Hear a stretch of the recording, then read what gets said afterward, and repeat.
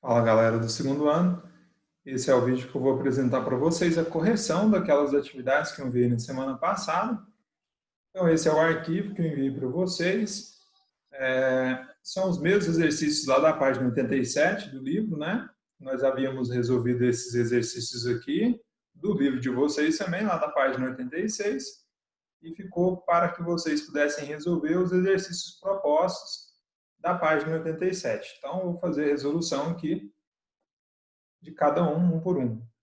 Número 13, por exemplo, aí, ó, ele mostra o gráfico da pressão versus o volume, que mostra a transformação de um gás desde o estado inicial até o final, passando por um estado intermediário. Então, de acordo com o sentido da seta, a gente entende que o estado inicial era o A e o estado final era o B. E ele pede qual é a razão TB sobre TA, a razão é a divisão, né? Então, da temperatura B pela temperatura A nesse processo. Aí, durante a resolução dos exercícios resolvidos, eu havia mostrado para vocês que agora a nova equação, né, que nós vamos manipular é essa daqui, ó, chamada, conhecida também como equação geral dos gases ideais ou dos gases perfeitos, que é aquela equação que envolve as três variáveis de estado de um gás: pressão, volume e temperatura. Então, boa parte dessas atividades que nós vamos corrigir e que vocês devem ter resolvido, nós vamos utilizar essa equação aqui. Bom, sabendo disso e observando com mais atenção essa equação, ó, a gente vai precisar de todas as variáveis, né? Da pressão no estado inicial, volume, temperatura do estado inicial, pressão, volume e temperatura do estado final.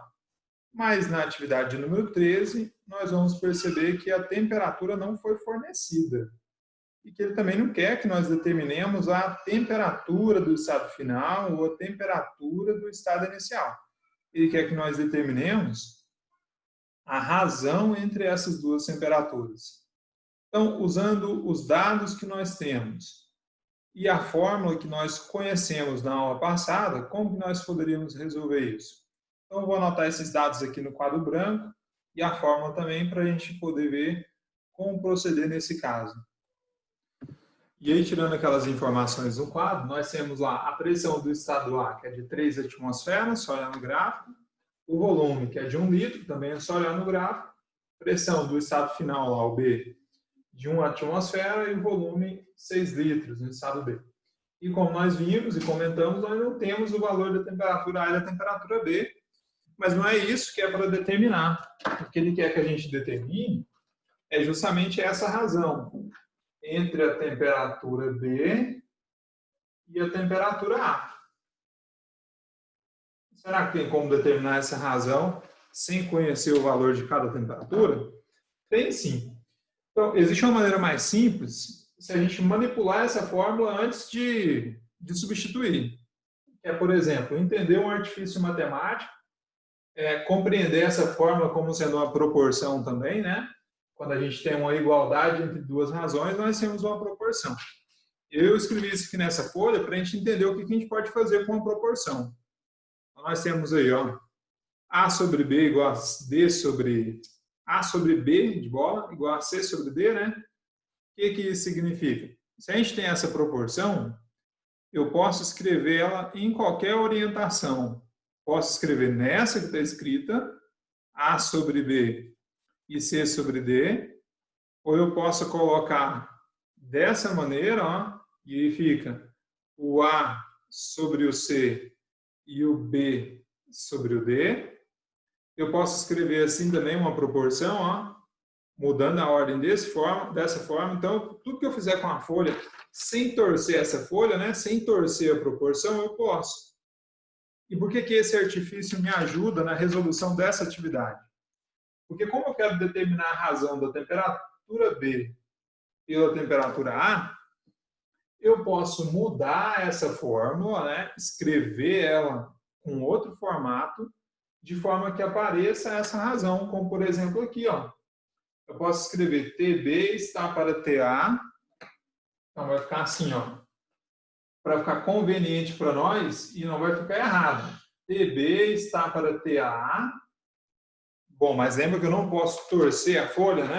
O que significa isso? Se eu escrevi esse primeiro sobre esse, do lado de cá eu vou ter que escrever esse de cima aqui, ó, agora, primeiro, PB vezes VB sobre PA, VA.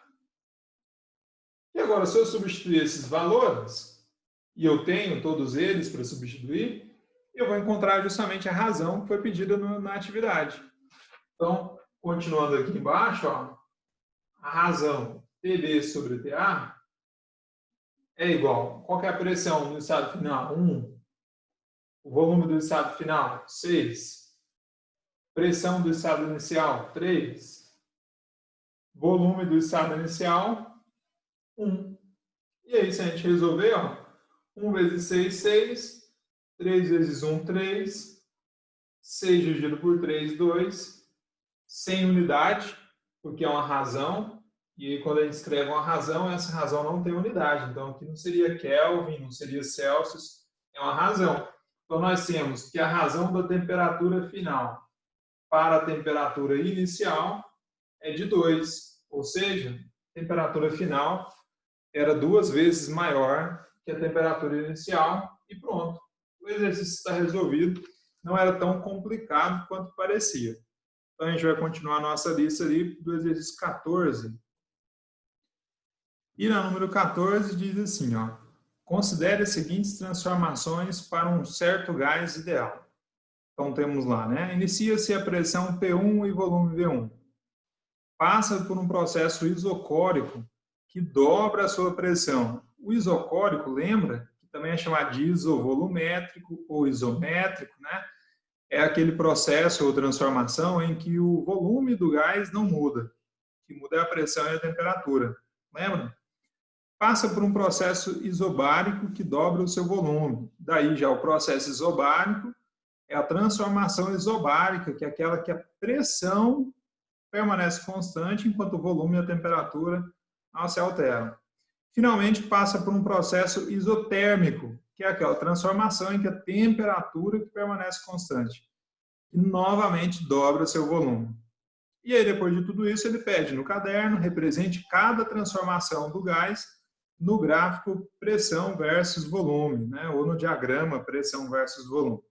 Então, a gente vai ter que considerar cada uma dessas transformações. Primeiro, teve uma transformação isocórica ou isovolumétrica, em que a pressão dobrou.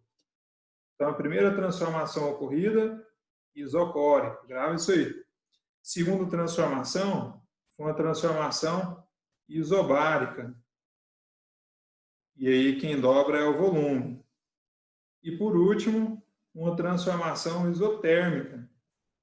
E quem dobra? O volume, de novo. Então o que vai acontecer aí?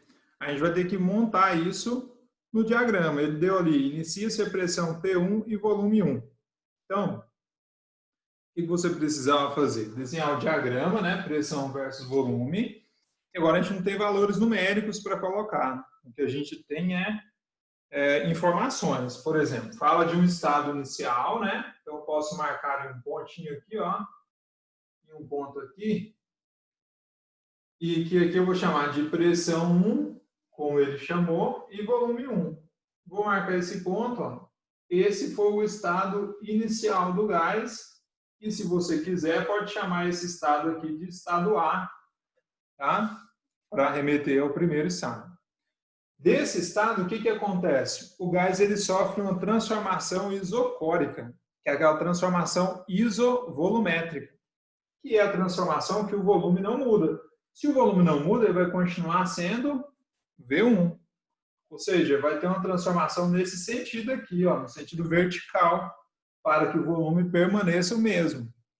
O que acontece com a pressão depois dessa transformação? A pressão dobra o seu valor, ou seja, a pressão aumenta. Se antes era P1, né? A pressão agora ficou o dobro, ficou 2P1.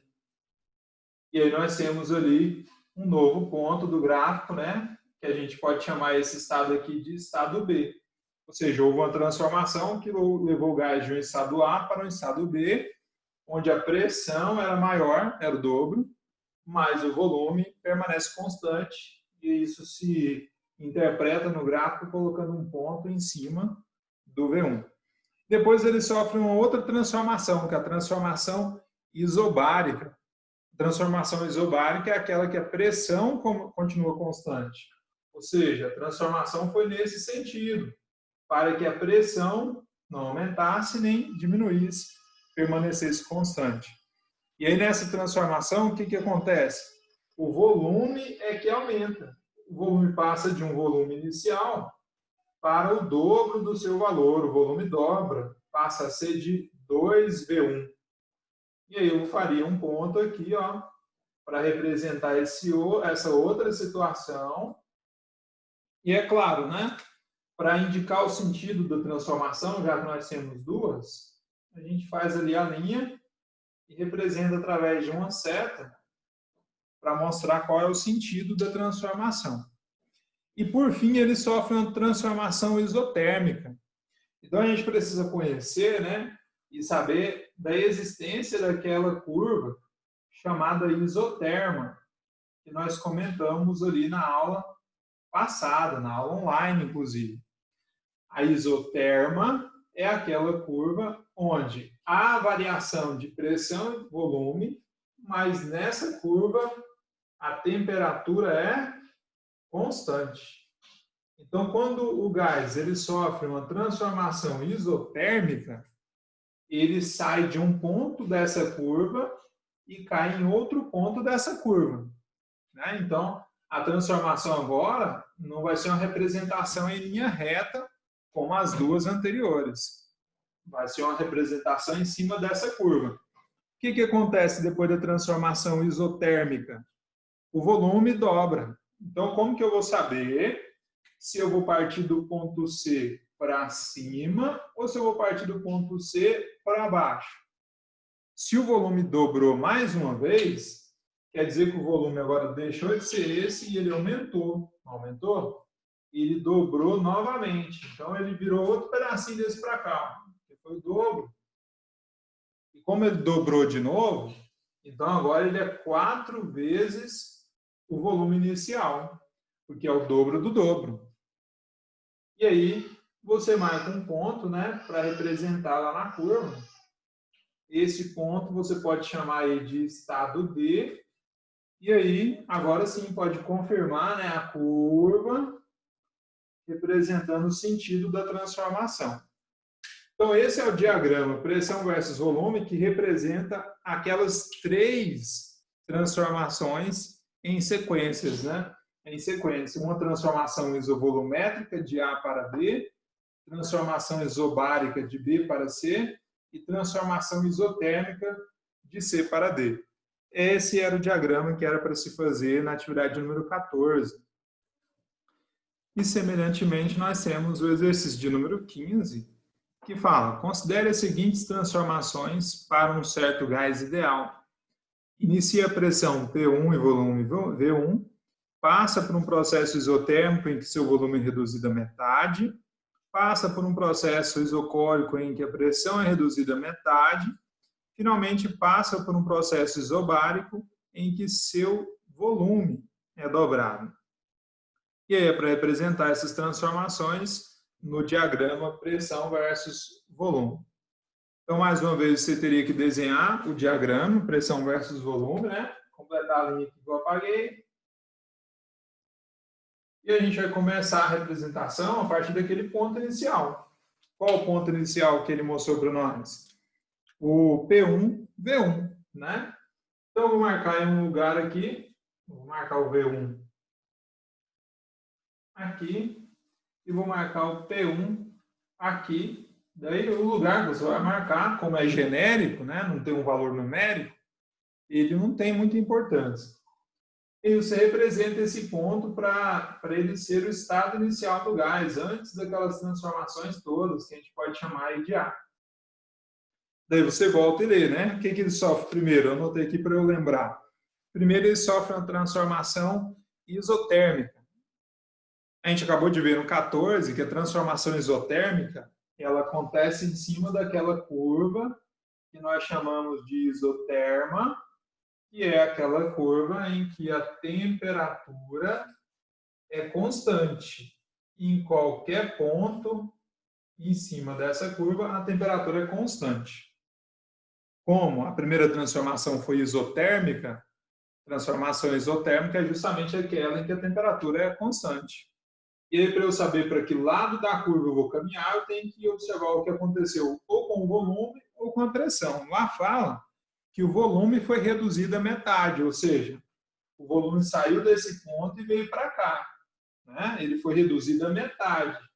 Ele veio para cá, então, ó. Foi o volume inicial dividido por 2, que é a metade. Bom, olha, se eu traçar aqui um pontilhado até tocar a curva, eu sei já que o estado, né? A transformação do gás foi nesse sentido. Ó. Saiu do estado A e foi para esse ponto da curva, que eu vou chamar de estado B. Então, qual foi o sentido da transformação no gráfico? Foi esse sentido aqui, ó, de A para B, né? Ele subiu a curva e não desceu, como no exercício anterior. Depois, o que aconteceu? Ele sofreu uma transformação isocórica, que é aquela transformação isovolumétrica. Ou seja, agora o volume dele permaneceu constante.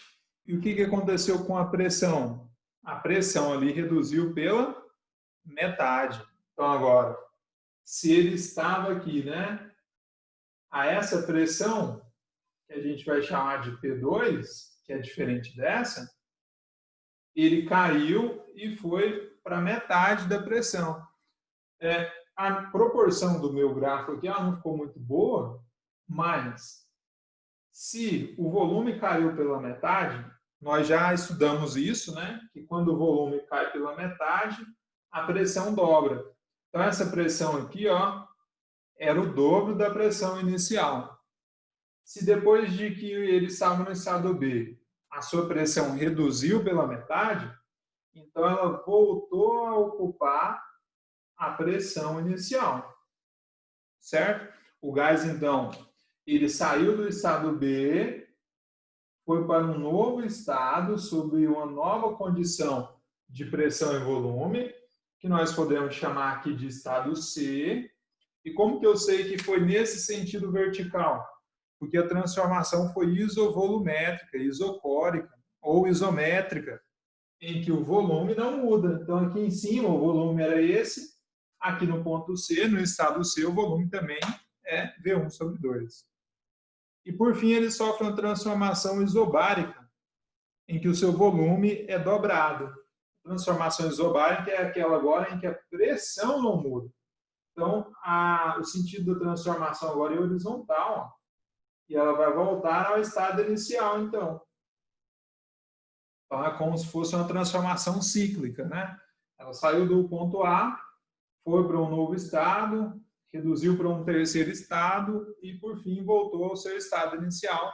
Esse era o diagrama que representava aquelas 3 transformações sucessivas que o gás ideal sofreria. E essa é a resposta do exercício 15. E nós temos também o número 16, que fala: o gráfico mostra a variação da pressão atmosférica acima do nível do mar. Um balão meteorológico é lançado ao nível do mar e alcança uma altura de 12.000 metros, onde a temperatura é de menos 33 graus Celsius. Sendo o volume 1 de 100 litros, o seu volume inicial e T1 igual a 27 graus Celsius, a temperatura local no lançamento, determine o volume do balão na posição final imediatamente antes de explodir, dado pressão atmosférica igual a 1 atmosfera.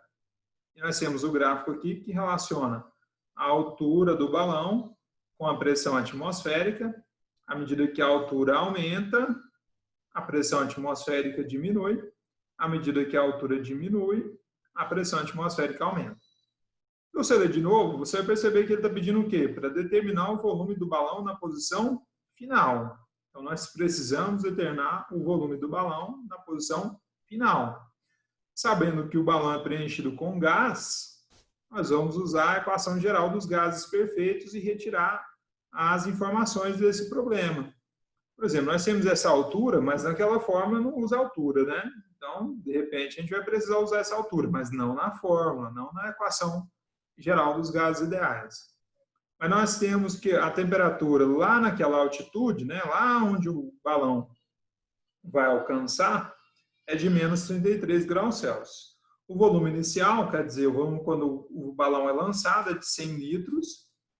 Nós temos a temperatura inicial de 27 graus Celsius, como sendo a temperatura local no lançamento, ou seja, no início mesmo, né? Por isso T1.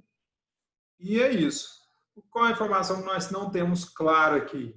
A pressão do gás naquela altitude, e é por isso que nós temos esse gráfico. Qual foi a altitude alcançada pelo balão? Foi essa altitude aqui, ó, de 12.000 metros. Então, nós temos aí, para uma altitude de 12.000 metros, nós temos uma pressão atmosférica de 0,2 atm. É um dado aí que você teria que consultar o gráfico para retirar. Os demais dados, todos nós temos aí para a gente resolver e aplicar na equação geral dos gases ideais. Então, nós temos a pressão inicial de 1 atmosfera, dada no problema. Volume inicial de 100 litros, dado no problema. Temperatura inicial de menos 33 graus. Temperatura inicial, 27 graus Celsius. Pressão final de 0,2, a gente acabou de ver no gráfico. O volume final nós não temos. E a temperatura final de menos 33 graus Celsius. Daí seria simplesmente substituir naquela equação geral dos gases perfeitos ou dos gases ideais, mas a unidade de medida da temperatura está em graus Celsius, então a gente vai ter que transformar aí a temperatura que está em graus Celsius para Kelvin, né? E era só somar 273, nós teríamos aí então 300 Kelvin de temperatura inicial. A temperatura final, somando 273, e lembrando que vai haver um jogo de sinal, né? Faço o maior menos o menor, vai ficar 240 Kelvin, certo? E aí agora sim eu posso substituir na fórmula, na equação geral dos gases, onde a pressão inicial é 1, o volume inicial é 100, temperatura inicial é 300, pressão final 0,2, volume eu não tenho, é justamente o que eu quero calcular, e a temperatura final é de 240. Bom, agora depois que a gente substituiu, é só resolver as contas, né? Então o que a gente pode fazer primeiro? Multiplicação, 1 vezes 100, 100. Daí ficaria 100 dividido por 300, 0,2 vezes V2, que eu não posso resolver, e o 240. Simplificações que facilitariam a nossa vida. Eu posso cortar aí esses dois zeros do 100 com os dois zeros do 300, já diminuiria muito o trabalho que nós teríamos. Então, fazendo aqui agora, 0,2 vezes 3, 0,6. V2. 1 vezes 240, 240. Então, eu deveria deixar o V2, passar o 240 aqui, passar o 0,6 dividindo, né? E fazer essa divisão. Armar essa divisão é muito complicado. Seria mais simples se a gente transformasse esse número decimal aqui na fração, né? 6 décimos. Então, eu poderia fazer assim, ó, 240 dividido por 6 décimos, transformando o número decimal em forma de fração. Como que eu resolvo divisão de fração? Eu conservo a primeira e multiplico, estou economizando espaço aqui no quadro, multiplico pelo inverso da segunda. Então, ficaria assim, né?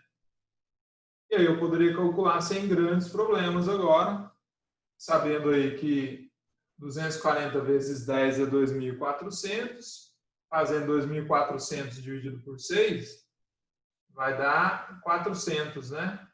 E 24 dividido por 6 é 4, devolve 2 zeros, o volume aqui é em litros, nós teríamos aí o volume final, então, do gás, ou seja, por que o balão estoura, né? Quando ele atinge grandes altitudes? Porque lá em cima a pressão atmosférica é menor, como nós podemos ver aqui, ó, de 1 atmosfera ela cai para 0,2, e quando a pressão no balão é menor, qual é a tendência? A tendência é do gás que ocupa o seu interior aumentar espaço, ou seja, aumentar o seu volume. E aí o gás ele vai aumentando tanto o seu volume, que vai chegar a um determinado volume que a borracha ou o material que compõe o balão não vai suportar tamanha pressão interna. A pressão interna vai aumentando, fazendo com que a pressão interna do balão, né? Essa pressão que diminuiu é a pressão atmosférica. A pressão interna aumenta a tal ponto que o balão vai ocupando um volume que ele não é capaz de suportar e ele estoura.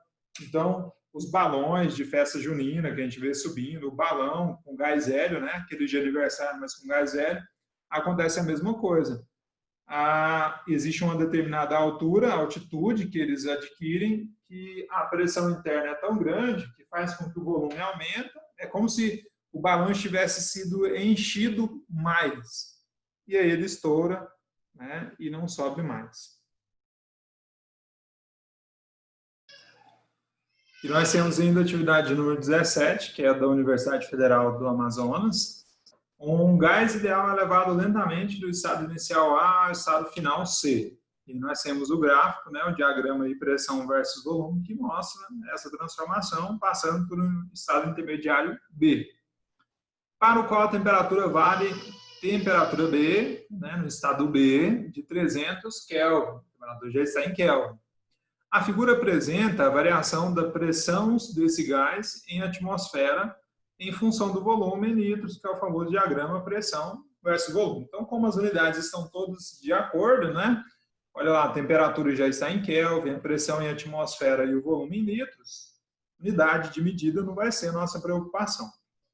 Ainda não pediu nada, vai pedir aqui, ó. Para este gás, as temperaturas nos estados inicial e final valem.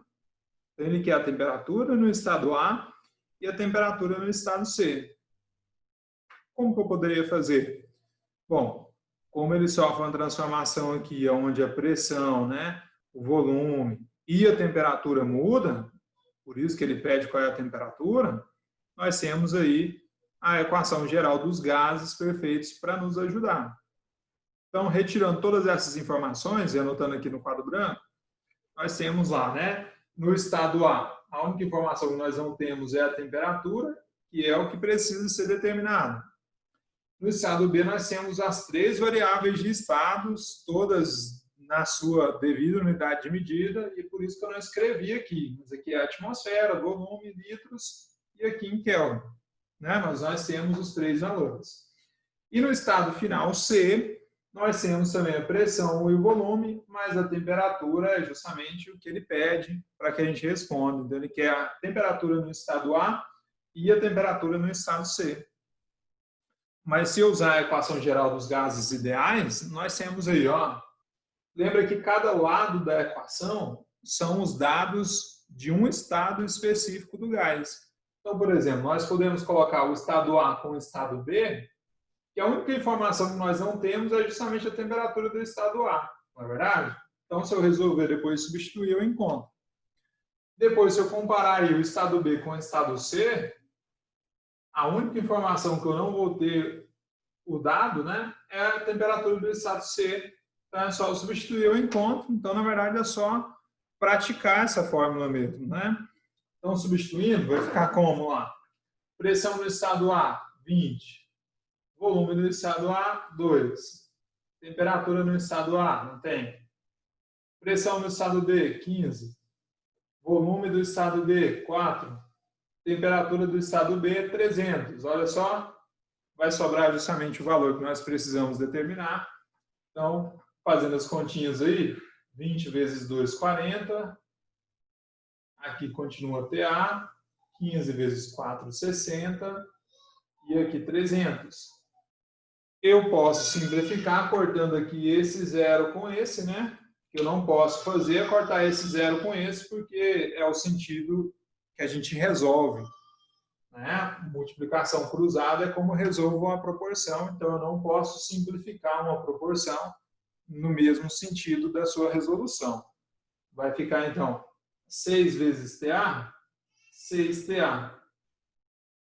40 vezes 30, 4 vezes 3, 12, devolve os dois zeros, 1.200. Então, vai ficar TA, que é igual a 1.200, dividido por 6, e pronto, nós já temos a temperatura do estado A, que é de 200 Kelvin. Porque a temperatura é dada em Kelvin aí. O estado C é a mesma coisa. Pressão do estado B lá, 15. Volume, 4. Temperatura, 300. Pressão do estado C, 15. Volume, 6. E a temperatura eu não tenho. Então, fazendo 15 vezes 4, 60. Embaixo, 300. 15 vezes 6, 90. Embaixo, TC. Posso cortar mais uma vez esse zero com esse. E aí eu vou ter 6 vezes TC, 6TC, 9 vezes 3, 27. Devolve os dois zeros, né? Esse e esse, 2.700. Temperatura no estado C é de 2.700, dividido por 6. Se você fizer essa divisão aí, você vai descobrir que ela é de 450 Kelvin, a temperatura no estado C. E pronto, o exercício 17 resolvido aí para vocês também. Marcando a alternativa correta, então, nós vamos ter aí que a alternativa correta é a da letra D, de doido. Temperatura A de 200 Kelvin, temperatura C de 450 Kelvin. E dando sequência aí a nossa correção, a número 18, a compressão isotérmica de um gás deve ser realizada de modo lento ou muito rapidamente? E a compressão adiabática? Justifique. Então, para isso, você deveria fazer a leitura aí do capítulo 6, mais uma vez, né, para entender essas transformações aí, como elas acontecem. No último vídeo, eu expliquei para vocês que a transformação adiabática é aquela transformação em que não há troca de calor, né, entre o gás e o ambiente, porque é uma transformação repentina, uma transformação muito rápida. E quando se trata de compressão, eu expliquei também para vocês que compressão é que o volume diminui. Né? Então, o que seria uma compressão isotérmica? Seria uma compressão, ou seja, uma diminuição do volume de um gás, em que a temperatura permaneceria constante. Isso só acontece, o volume de um gás só diminui e a temperatura permanece constante se isso acontecer de uma forma muito lenta, para que a energia gerada com essa transformação seja trocada com o ambiente e aí o gás perderia calor, né, energia térmica, para o ambiente, favorecendo aí a conservação da temperatura enquanto o seu volume diminui, porque nós já vimos, né, que na transformação isotérmica lá, a temperatura permanece constante. E nós já vimos também que se o volume diminui, a temperatura pode subir. Como que acontece, então, a transformação isotérmica? Como que o volume diminui e a temperatura continua constante? Porque nessa compressão isotérmica, ela deve acontecer de uma forma muito lenta, para que haja troca de calor entre o gás e o meio externo. O contrário na compressão adiabática, na transformação adiabática, que é uma transformação tão rápida que não existe assim tempo suficiente para que haja a troca de calor do gás entre o gás e o meio externo. Então, assim, se fosse escrever, né, em forma de texto aí para vocês essa resposta, como que ficaria essa resposta? Nós poderíamos escrever assim, ó, a compressão isotérmica deve ser realizada lentamente. Assim, o gás poderá trocar calor com o ambiente externo,